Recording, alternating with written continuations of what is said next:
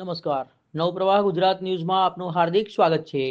કરજણ તાલુકાના ઓજ ગામે નદીના કિનારે આવેલું રામેશ્વર મહાદેવ મંદિર ભક્તો માટે વિશ્વાસ અને ભક્તિનું અગત્યનું ધાર્મિક સ્થળ ગણાય છે.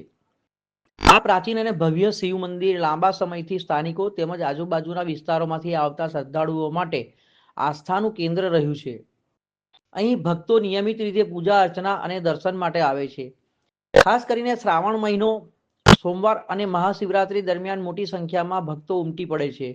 નદી કિનારે આવેલું મંદિરનું શાંત અને કુદરતી વાતાવરણ ભક્તોને આત્મિક શાંતિ અને સકારાત્મક ઉર્જાનો અનુભવ કરાવે છે.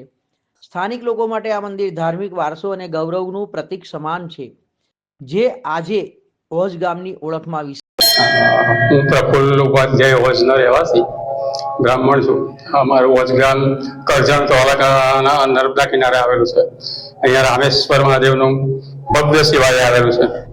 એની પૌરાણિક કથા અનુસાર રામચંદ્ર ભગવાન જ્યારે સીતાની શોધવા નીકળ્યા ત્યારે લક્ષ્મણજી સાથે અહીં આવેલા અને અહીંયા સુંદર વનરાજી નદીનો કિનારો જોઈને પસંદ થયા અને એમણે 3 રાત રોકાયા અને મહાદેવની આરાધના કરી અને એમણે અહીંયા શિવલિંગની સ્થાપના કરી રેતીના. તે રામેશ્વર મહાદેવ તરીકે ઓળખાય છે. અને લક્ષ્મણજીએ પણ શિવલિંગની સ્થાપના કરી લક્ષ્મણ મહાદેવ તરીકે ઓળખાય છે. અને અહીંયા પછી એમણે આ ગામનું નામ અવધપુરી પાડ્યું. જેમ સરયુના કિનારે અયોધ્યા છે, તેમાં અમારી નર્મદા કિનારે અયોધ્યા છે.